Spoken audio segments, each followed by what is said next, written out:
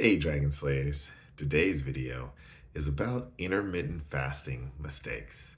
Don't forget to like and subscribe because it really helps the channel out. Let's get started. So I saw this video by Dr. Ekberg a while back, I think a couple of months ago, and I thought it was really great. I linked it into the description below if you guys want to watch the full video for yourself. I'm just gonna give the top 10 in order with my quick opinions and experiences on them. Number one is trying to fast for too long, too quickly. I definitely made this mistake. The first time I tried to fast, I went for 7 days and I did it. It was extremely difficult and I just really binged ate and just it was terrible afterwards. So you definitely want to transition slowly. I tell people to start off with like do 12 and 12. Pretty much everyone can fast 12 hours a day. And eating within a 12-hour window shouldn't really be a challenge. Once that feels completely normal and natural, shrink your window to 11 hours. And then when that feels good, go to 10, and then 9, and then 8, and then so on and so forth, all the way down to 1 meal a day. And it should take you, I mean, everybody is going to do things at a different rate. It might take some people a couple of weeks, some people a couple of months, others it might take even up to a full year or year and a half, but go at your own pace. Um, Intermittent fasting mistake number two is fasting is not a quick fix. So I also made this mistake. I thought that I could fast for 7 days or 14 days and then bam, like blood sugar is permanently fixed forever. Unfortunately, it doesn't work that way. So it took years for your body to break down and for you to get pre-diabetes, diabetes, or any of the other symptoms related to hyperinsulinemia that I've covered on my channel. And unfortunately, it's going to take years to reverse that damage. But fasting is a great tool to use along the way to speed up that process. But it's not going to happen overnight.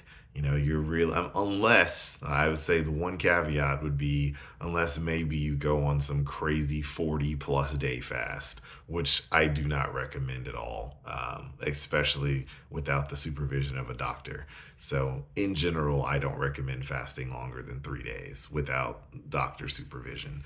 But yeah, fasting in general is not a quick fix at all. It's a slow and steady process, but it will slowly push you towards better health over time. Mistake number three is not eating enough food.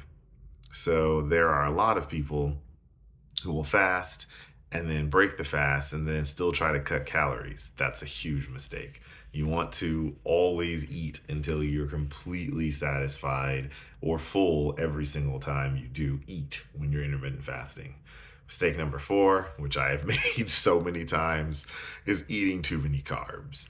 You know, I would go on a 36-hour fast or 40-hour fast, and then I would just break it with a bunch of bread and carbs. The whole point is to get your insulin low. And so when you break your fast with a bunch of carbs, you're already really insulin sensitive. So it's going to spike it really high, and it's not good for you in general. So definitely, even though you're intermittent fasting, you still want to keep your carbs as low as possible. Mistake five is eating too much protein. Now, this specifically comes from eating too much protein that is not from whole food sources.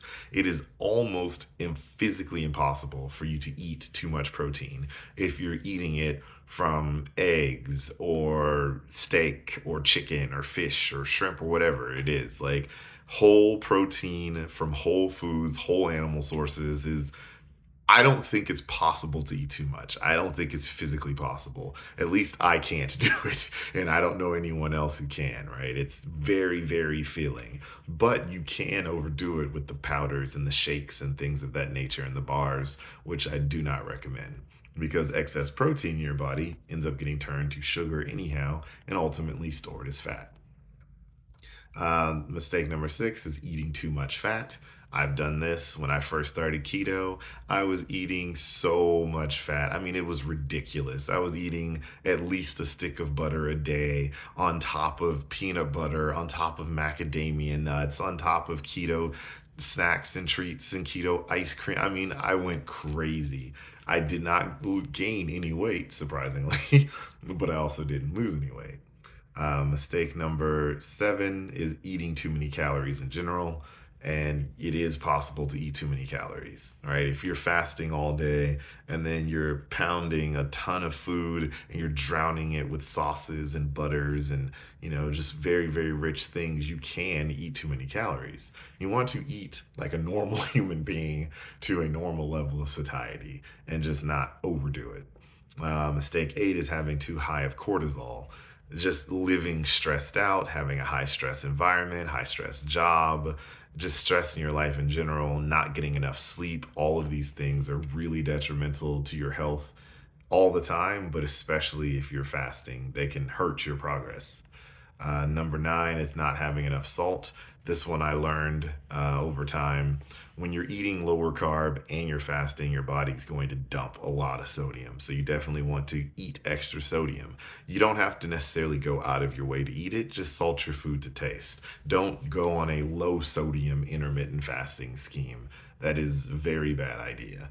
Unless you have some sort of medical condition like severe kidney disease or severe heart disease, right? I would consult your doctor for something like that.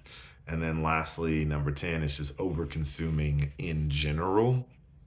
And this goes back to my point of the keto snacks and desserts.